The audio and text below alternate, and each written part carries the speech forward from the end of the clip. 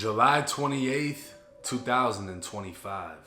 A courthouse within the state of Florida would set an example on national television, a message to the streets of America that there is no honor amongst thieves.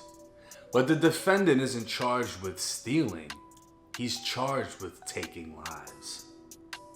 Man, what's up everybody? Welcome back to another episode of EOS. It's 1090 Jake, man. I'm rocking with y'all, y'all rocking with me. And for this video, we're gonna be speaking on Ksoo and his own father taking the stand against him. 26-year-old Hakeem Robinson, who's more commonly known as the rapper Ksoo, has famously made a name within Jacksonville's drill scene as a member of ATK with his close association to Young and Ace. A rap rivalry would seemingly end with the death of Julio Fulio, who was assassinated in Tampa on June of 2024. But Ksoo wasn't free to celebrate the drill victory, as he was arrested years prior in 2020. Ksoo is currently standing trial as he is facing first-degree murder for the broad day shooting of Charles Lil Buck McCormick, who was ambushed in a plaza after leaving a job interview. A witness at trial would describe seeing Lil Buck lifeless after the shooting. Charles was? I did. Now, how close would you say you got to him? All the way to him. And what did you see?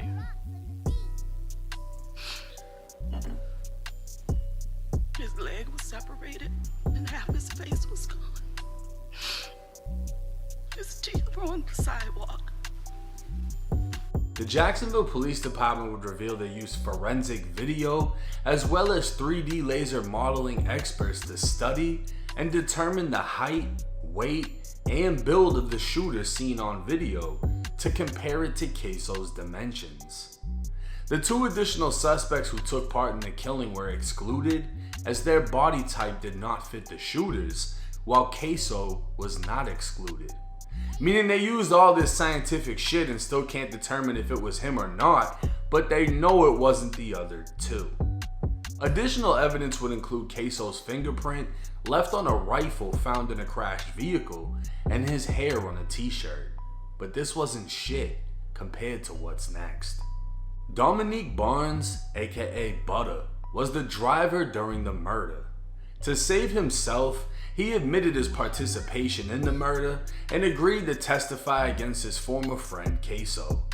Ksoo's lawyers would argue Butter is nothing more than a paid hitman attempting to save himself, as Butter is testifying for a lesser sentence to secure a 20-year prison deal for 2 murders.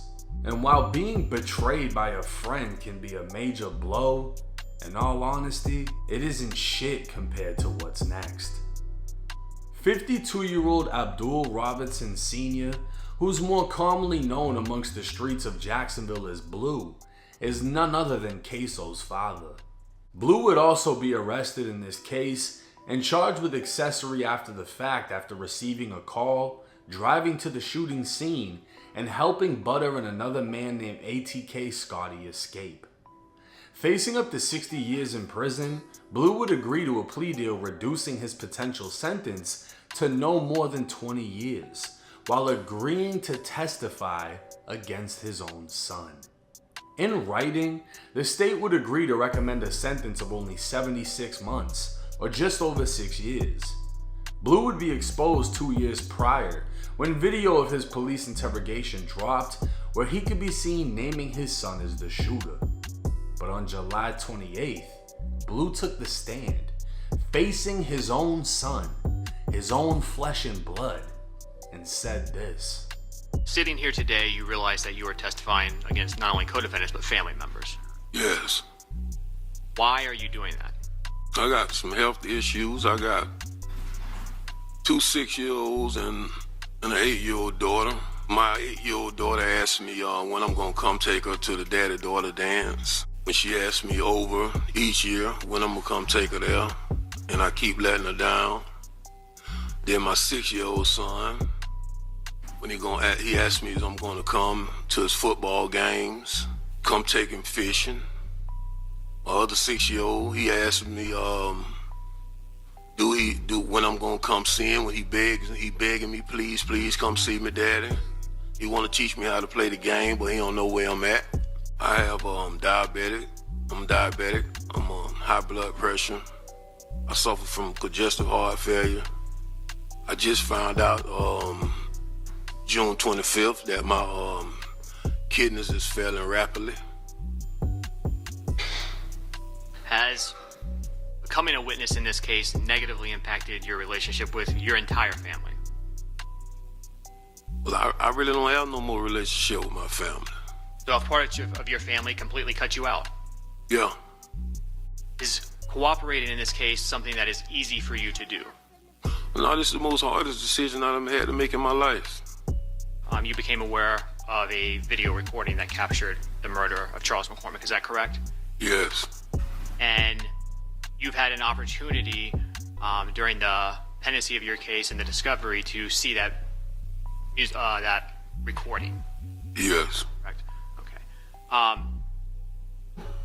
Did you, when you viewed that recording, recognize the person depicted in it? Yes.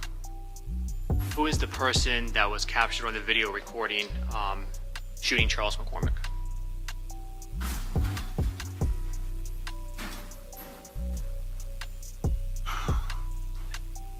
My son. What's your son's name? Hakeem.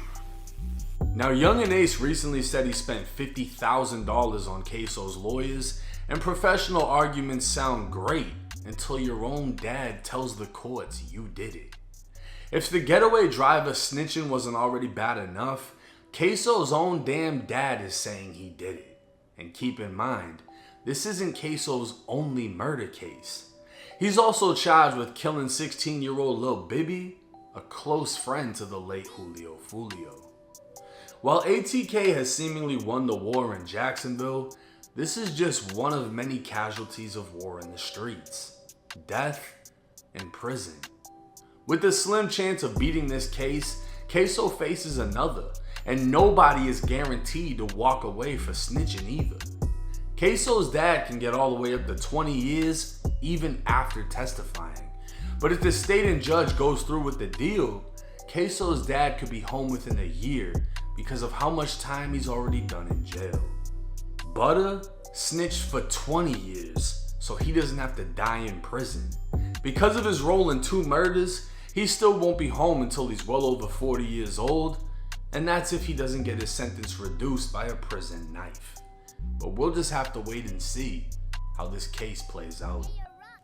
Now, if this isn't a prime example of there's no loyalty in the streets, I don't know what is. This man's own father testified against him, calling his own son a reliable shooter, saying he's heard about the work his son has put in on the streets, and saying, yeah, that video, that's him, that's my son.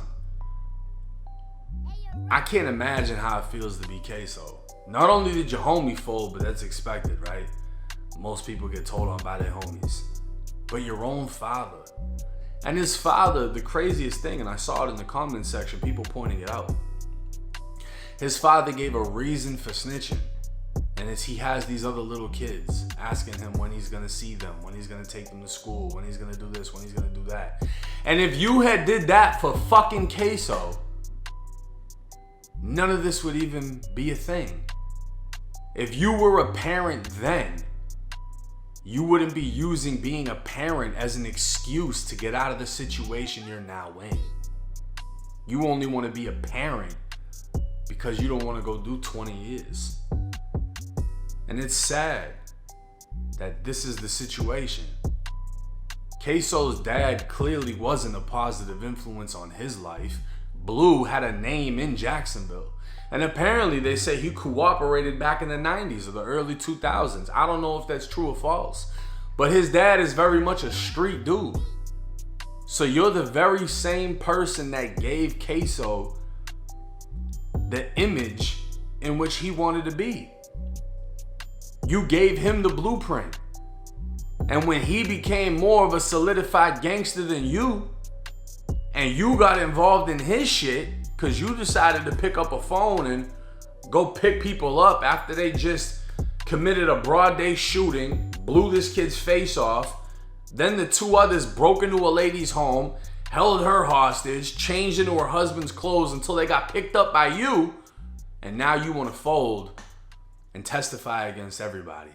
Me personally, I don't feel like Blue is a victim in this case. I don't feel like Ksoo is a victim in this case. I feel like Ksoo is a victim of circumstance.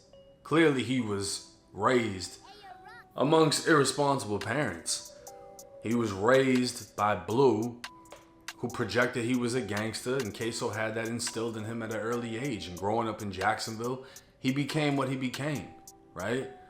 If he did this, he's obviously gonna have to pay the consequence. If he didn't, it would be fucking insane to see him beat this case. And then he has another murder case on top of that. I'm not even gonna get started about the Bibby case because Ksoo has so many songs and videos dissing Bibby. If he actually did that, you pretty much just gave yourself a sentence with the amount of self-snitching he's done. But this is a reality within the streets of America. Y'all want to go to war in the streets? Well, this is a casualty of war. You die, innocent people die, you go to prison, you go to jail, you lose everything, you never come home.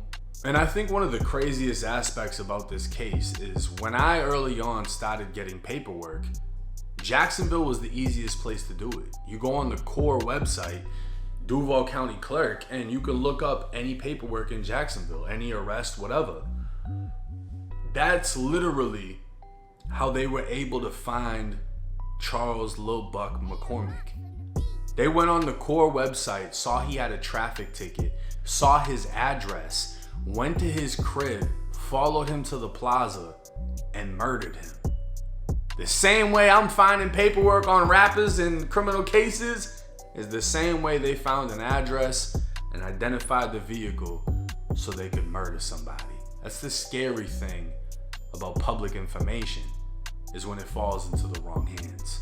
But hey, let me know y'all's thoughts and comments in the comment section. Do y'all think Ksoo has a chance of beating this case? Is it over with for him? And should the father have been loyal and kept his mouth shut? It's 1090 Jake. I'm rocking with y'all rocking with me. Until next time.